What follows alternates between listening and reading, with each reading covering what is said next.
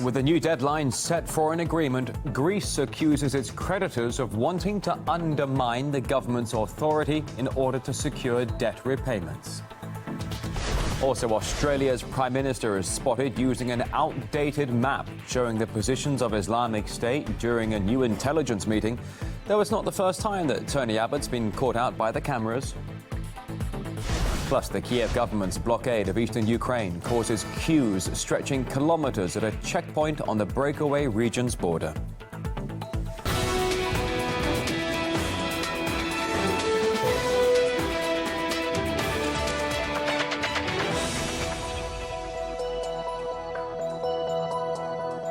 It is 11 a.m. on Friday here in Moscow. Thanks for joining us on RT International. I'm Rory Souchet with your latest worldwide top headlines. Barbaric, absurd and threatening Armageddon for the Greek economy. Athens has responded scathingly to the latest demands from its international creditors. And Greece now has until Monday to reach an agreement on its debt repayments after its own proposals were rejected, even though at the beginning of the week there appeared genuine optimism they had offered an imminent breakthrough. On travaille sur la base d'un texte qui comporte un certain nombre d'avancées de la part des autorités grecques, qui est nettement plus vaste et plus détaillé que...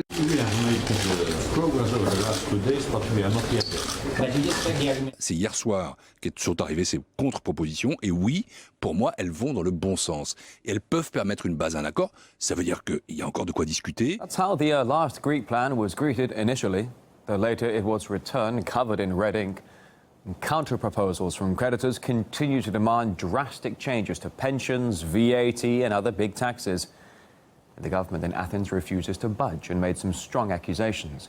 And the Labour minister said creditors are pushing the governing Syriza party too far from its election pledge to reduce the authority of the government. And many Greeks themselves have taken to the streets of the capital in protest of the policies of austerity.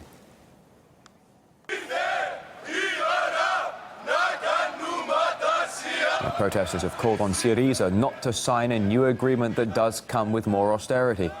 Author and professor of sociology Kostas Panagiotakis says Greece faces an ultimatum: stay in the Eurozone or save its democracy.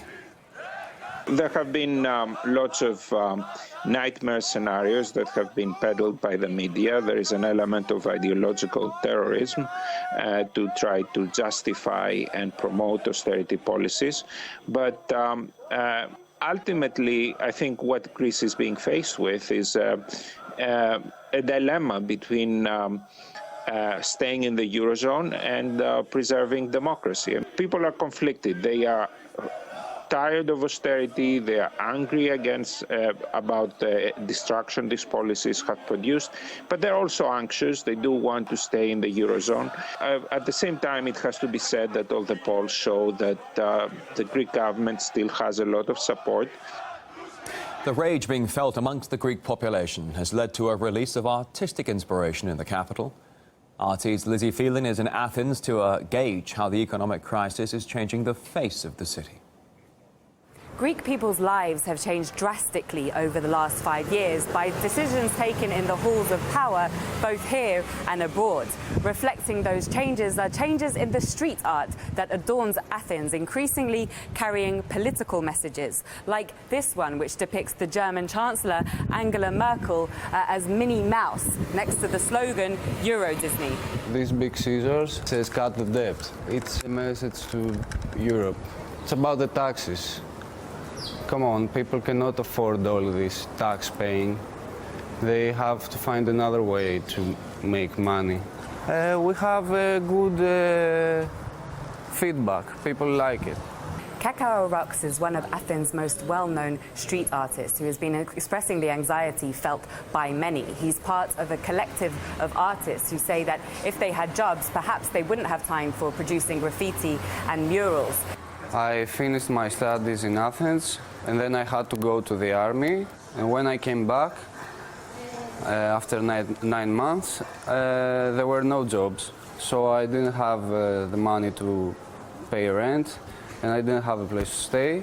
We don't want Euro, we want to be independent. Maybe it's going to be worse, the situation is going to be harder, but maybe we will be independent. As the deadlock between Greece and its creditors continues, young people like Cacao Rocks are unequivocal that the euro is Greece's Achilles' heels, which it should leave to give the country a chance to stand on its own feet. In Athens, I'm Lizzie Phelan for RT. Yeah, the European Union, Greece and its creditors are in a deadlock, and then Britain could also leave the EU. So who stands to benefit? Well, Vladimir Putin recently met the Greek Prime Minister, so according to the mainstream media, he's clearly the one driving a wedge between allies. And if you believe what you read, Europe is not Putin's only target, as Dengan now investigates. How dare Russia consider giving Greece emergency aid? The media in the US and in Europe will tell you Putin has a bigger plan. Putin's goal is to destroy the European Union, destroy NATO, drive a wedge. If Greece is not enough for him, he wants Britain out of the EU too. And according to this Sky News interview, Russia could try to fund anti-EU efforts in Britain. Everything which weakens the West and the Europeans is very much appreciated by Russia and by Putin. Putin is working very hard, and apparently he also has a plot to get Texas to secede. One of the leaders of the Texas nationalist movement traveled to Russia last spring and gave an interview to one Russian newspaper. Nothing there, of course, suggested that he has any connections with the Russian government, but Politico still ran with this headline. If Putin is doing all of this, where does he get the money? Weren't we just told that the Russian economy is in trouble? Does Russia have the money to do it? Russia's economy's been in trouble for the last 2 years. With me today is Richard Spencer, founder and co-editor of Radix Journal.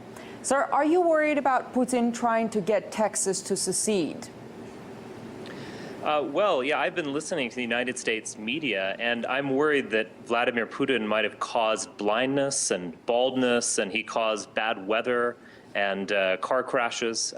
I sometimes wonder, I'm joking, of course, I'm sometimes wondering if the American media isn't suffering from a kind of Putin derangement syndrome, where they think Putin is behind everything. Richard, media reports in all seriousness suggest that Russia is using every opportunity to divide and weaken Europe. Aren't the EU's own policies doing that job for him? It has nothing to do with Putin. Anti-EU sentiment is indigenous to these countries. There is a Eurosceptic movement in Britain that has been going on quite some time. It certainly predates the Ukraine crisis and other crises between East and West, and it will last long after today. It's just the EU is a very difficult and maybe unworkable situation. But is it convenient if you don't have your house in order, blame Putin? Yes, I mean it's always good to have a boogeyman. I would say this is a very human trait that we like to scapegoat, or we like to come up with some foreign entity that's to blame. Okay, so the overarching theme seems to be everyone should stick together, if for no other reason, just to avoid falling into the arms of Putin. In Washington, I'm Ganesh Chekyan, RT. And one of the ways President Putin drives a wedge between the Western countries is Russia's blatant propaganda, according to the media. And the EU has come up with a plan to counter it, which is set to be approved at a summit in Brussels. Anissa Nawi of In the Now has a look at what's being included. European press is already reporting the details. A special body is being set up to spearhead the media war called the East Stratcom Team. Sounds serious. It will be working in 7 post-Soviet nations, including Russia. The aim? To spread European policies and values.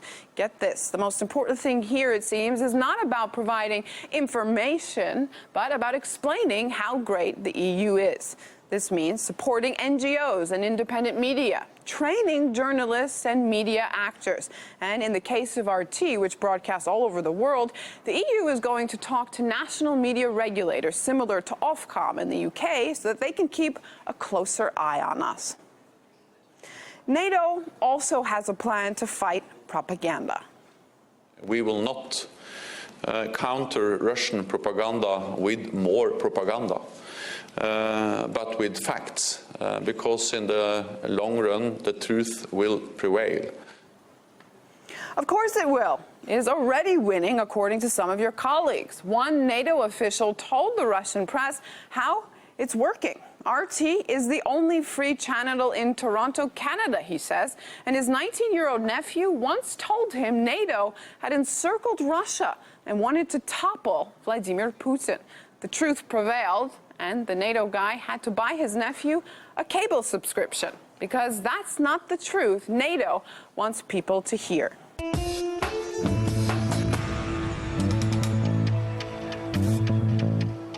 10 past the hour here in Moscow. Islamic State jihadists have unleashed a wave of violence across Iraq and Syria simultaneously.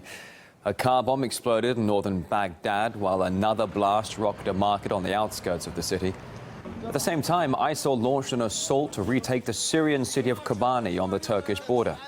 At least 35 people were killed when jihadists detonated bomb-laden vehicles and opened fire on Kurdish forces. At the same time, the group released a video showing the execution of 12 men near Damascus. But lethal weapons are not the only tools Islamic State uses to undermine order in Syria and Iraq. Apart from a slick PR campaign, somehow it generates huge funds from seized oil fields. Now it's even launching its own currency, a gold coin called a dinar, stamped with the Islamic State symbol. But it's likely to face a few major hurdles, as trend forecaster Gerald Celente explains. If you want gold, you're going to get gold. And you don't want it stamped with their emblem on it, because then, you're going to have problems. Anybody caught with that gold is going to be accused of supporting terrorism. And the other factor, too, is where are they going to get all of this gold to make these coins? So it's not like they're a rich entity right now, and mostly what they have, they've stolen. So you have to have a lot of stealing going on to have enough money to get all that gold, or a place to find where you could steal all that gold.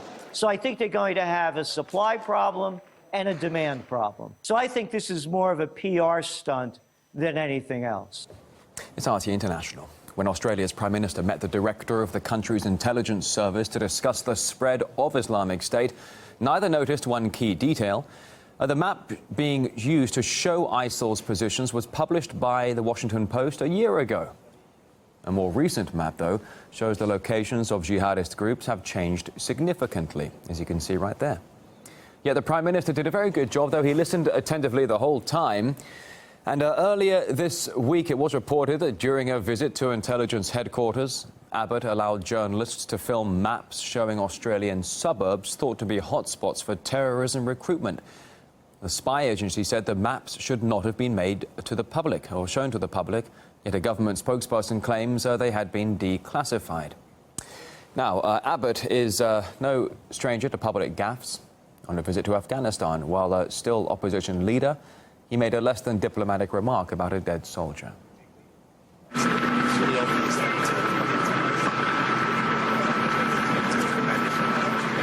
Well, when asked by a journalist later to comment on his insensitive remark, he was a bit lost for words. You shouldn't be trying to turn this into a subsequent media circus. How's that turning into a media circus?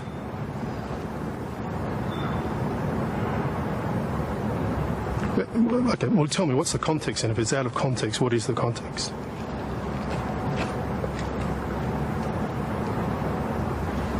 You're not saying anything, Tony.